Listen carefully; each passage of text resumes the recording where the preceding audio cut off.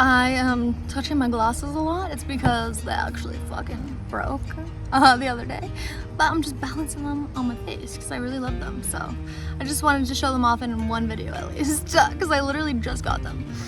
So yeah, as you can tell, it wasn't the best quality. But anyways, let's get into the podcast. I think we can all agree that being a parent is hard, all right? Like, having the responsibility to take care of another human being is a big deal, okay? Like, and let me tell you, I would never have pictured it to be this hard, okay? I only have one child, but let me tell you, he is like 5 kids in one. And it's due to the fact he has a few disorders. And the main one that I do want to discuss today would revolve around his autism and the struggles involved for him and for me. Before having my son, you know, I was ignorant to autism, okay? I never really knew about it, and I never took the time to read or educate myself on the disorder, right? And I never encountered anyone in my life before him. Well, not that I know of, right? Thinking about it now, like, I am sure I have interacted with some autistic people when I was younger, but, you know, it was just so much less talked about back then. And, you know, not so many people knew that they even had it themselves, right? You know, there's just so many misdiagnoses, and especially for women because their symptoms show up differently, right? We as women are told to mask our symptoms so we can fit into society, right? And that is what has happened for many autistic women. It is a crazy phenomenon. But anyways, we live in a world where if you don't look, act, or be a certain person, that's considered acceptable to society, right? So if you fit outside of that small box, people will inevitably judge you, right? And that is a big issue in my life these days, okay? Because my son, if he has a meltdown in public, you have no idea the amount of stares that I get, okay? Which are all judgmental stares, of course, okay? It is, it's really hard to be in that situation where he's screaming his head off and all you're getting is all these, you know, dirty looks, and it's like, I can't help it. He is not able to emotionally regulate himself. I'm trying my best, you know, I'm not a bad parent, but it, you know, all these stares make me feel like I'm a bad parent sometimes. So let me first explain what a meltdown is to anybody who doesn't know exactly what it is in regards to autistic people. So a meltdown is not the same as a tantrum, all right? It's not a child being bad, you know, or spoiled. It is just a response to overwhelming sensory input, emotional overload, you know what I mean? Or sometimes just the inability to process everything happening around them. It's like their whole nervous system goes into survival mode, right? And they're not trying to cause a scene, they are literally trying to cope. And I always have to remind myself sometimes that, like, my son is not trying to be a bad boy when he's having a meltdown. He literally can't regulate his emotions. It's really tough and I feel bad, you know? I wish I could help him more in these situations, you know? And when my son has one, it's not pretty, okay? He might scream like his leg is being chopped off. I swear to God. And, you know, he'll cry, he'll drop to the floor, or cover his ears and just like scream at the top of his lungs, you know? And sometimes like he tries to run away, and no matter how calmly I try to soothe him, it can take a while before he's regulated again, right? And during those moments, I'm not just managing his pain, I'm also dodging judgmental stares and trying not to let strangers' ignorance break me down, which is so hard in the moment, let me tell you, guys. Oh my goodness. I have built so much resilience just from having my son alone and all these judgments I get on the daily. And that's why I have like refrained on bringing him out to many stores these days, you know, because I know it's usually gonna end in a meltdown if he doesn't get what he wants. It's hard. It's a hard life, you know what I mean? And you know, all I can say is that it's easier said than done in the moment, you know, to just ignore other people's stares, right? People just say ignore them, but it's hard when, you know, your child is freaking the hell out, everyone's stopping and staring, looking at you, you don't know what to do, you know what I mean? Your blood pressure's rising, everything's like just I can't even describe it because it's just like too much to handle, right? And it's like, when you're in the moment, you're not like thinking about breathing exercises. You know, you're thinking about if that Karen over there is gonna call the CAS on you, right? And you know, people whisper and they roll their eyes, and sometimes they give me, you know, that fake pity smile, you know, that they're better than me. And the worst ones are the ones who offer unsolicited advice. You know what I mean? Like, he needs more discipline, or maybe he's just tired. No, he's overstimulated, Barbara, and trust me, no one wants this moment to end more than he does.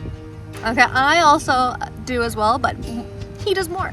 Okay, imagine what he is going through. Imagine what his system, his body has to deal with when he's having these meltdowns. It's crazy. And there's a silent expectation, you know, that kids should behave a certain way in public. And if they don't, it must be a reflection of the parent. You know, and that pressure is exhausting. And it's especially hard when you're raising a neurodivergent child in a neurotypical world that doesn't bend for their needs, right? Autism isn't a bad word. It's not something to be fixed. You know, it's just a different way of experiencing the world, but a world that often isn't built for that difference. And that's the hard part. I've had to unlearn so much. I've had to throw out my old ideas of what parenting should look like. I've had, you know, to learn how to advocate for my son, and that has been so hard. You know, I've had to find my voice because of him. It's helped me grow a pair, if I must say. You know, and it is like, it's hard because it's made me find ways to create safe spaces, and also how to show up for him even when I'm burnt out and running on fumes. Okay, but let me tell you this, my son has taught me more about life, patience, and unconditional love than anyone else ever could. Okay, he's made me a better person even on the hardest days. I would not be this strong, independent, resilient woman that I am today if I never had him. And that is the truth. You know, and here's something that many people don't talk about. You know, the day-to-day challenges that seem small to others, but are huge in our world. Like going to the store, for example. That is a huge excursion. It takes out all my energy for the day just to bring him to the store. If I don't buy him a certain toy, and I mean the exact one that he had in mind, his whole world will flip upside down. And it's not just disappointment. You know, it's all a consuming distress within his body. In that moment, the toy is the only thing that his brain can focus on. And trying to redirect him is almost impossible. Okay? Sometimes I'll be honest, I just give in and buy the toy. And it's not because I'm spoiling him or giving him what he wants for the sake of it, but simply because I don't have the emotional energy to go through another meltdown. Sometimes, you know, you're just surviving the day, and that's all you can do, right? And it's like, you can't be hard on yourself. And, you know, there's also those other days where I just can't give in. Whether it's because I can't afford it, or it's because I know I need to hold a boundary, right? And that's when it gets really hard.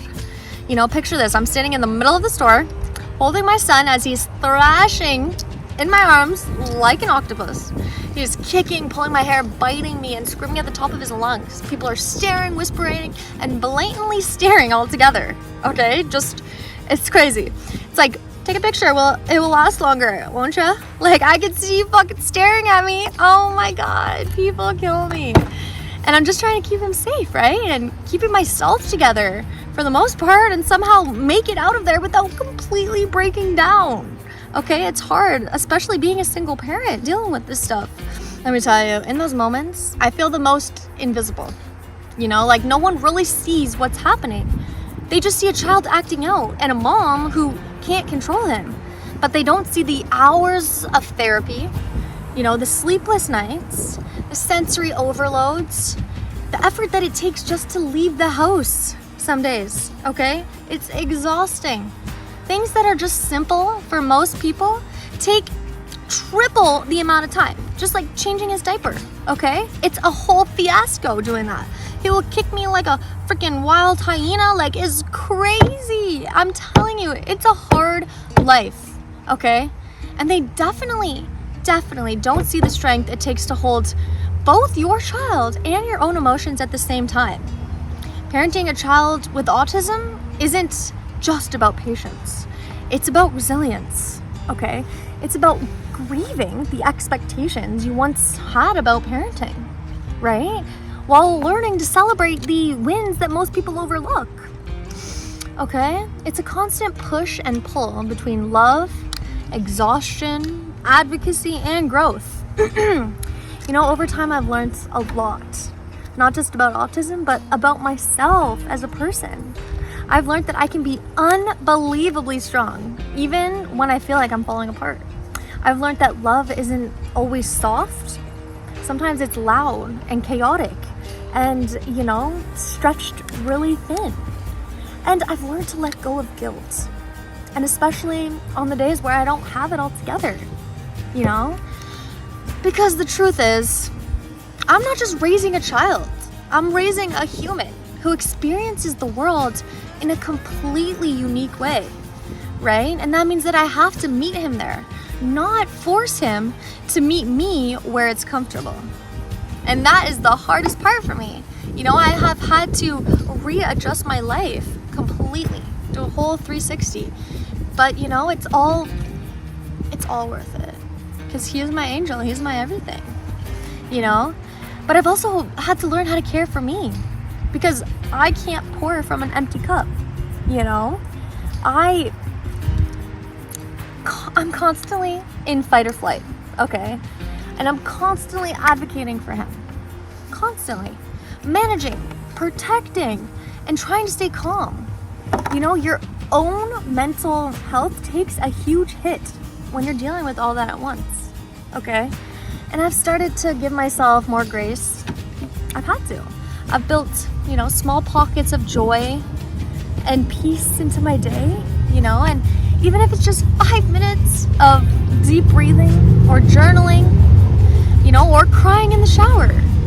I've learned to ask for help or to say no without guilt, and also to speak up when I need space. And most importantly, I've started honoring the version of me that's growing through this. The mother that's still healing and still learning and still showing up even when it's messy. If you're a parent of a neurodivergent child, or even if you just know of a parent, I want you to remember this. You don't need to be perfect. You just need to be present and compassionate and real, all right? And if you see a mom in the middle of a store holding a screaming child, don't judge, don't stare, okay? Maybe even offer a smile or a kind word, because sometimes that's all it takes, okay, to help someone make it through their day. It sounds like the simplest thing, but if somebody came to me and said, I think you are incredibly strong for having to go through this, or something along those lines, it would have made my day. People have done that before. Like, I have had people come up to me and, have noticed that he has been having a meltdown and he's neurodivergent, and they've come to me and say, like, I've dealt with neurodivergent kids before and it's not easy. So I commend you for doing this. Like, it takes like a certain kind of person to do this. So it's those little things that really, really mean the world. So do that if you can. This journey isn't easy, but it's deeply human, okay? And in all the chaos, there's still so much love. I want to just say thank you for being here. Thank you for listening to me. It was kind of me just ranting and venting about my problems as a parent of a neurodivergent child. But, if you know somebody, or if this resonated with you, or, somebody that can get something out of this, please send it to them. And, just support. Oh my God. Wow, see? I'm telling you, these glasses are crazy. Support and advocate for those who don't have a voice, okay? That's what my goal on this earth is to support those and speak up for those who can't speak up for themselves. That's always been my goal in life. But anyways, I want you all to have an amazing day. Thank you again for being here. Speak kindly to your mind. Be gentle with your soul. And until next time, I will see all of your beautiful, beautiful souls later. And yeah, like I said, thank you so much again for joining me. I love you all. And if anybody has any ideas for a podcast, you know, they want me to do a specific topic or talk about something, please, in the comments below, let me know. I'm super open to suggestions. All right. Till next time, everybody. Peace out, and I'll see you all later. Bye. They don't give you a manual for this. No one tells you what to do when your child is having a meltdown in the middle of the store and strangers are looking at you like you're a bad parent, you know? This is what it's really like to raise a child with autism. Raw, real, and unfiltered. So stay tuned, folks. I have a question for you guys. If you aren't raising an autistic child, what is something you wish you better understood? And if you are raising an autistic child, what is something you wish others knew? I would love to hear your guys' thoughts, so leave them in the comments below. And have a beautiful day. Enjoy the sun, guys. I am in a tree. You all have to have fun with life, because what's the point of life if you don't explore and hug a tree every once in a while? Get that oxygen, folks. Here's me climbing a tree. Just want to say, what is the point of life if you don't get out to nature and hug a freaking tree? That is what life's all about, is to freaking hug trees, guys. Okay, I'm telling you, go hug a tree a day and watch all your worries wash away.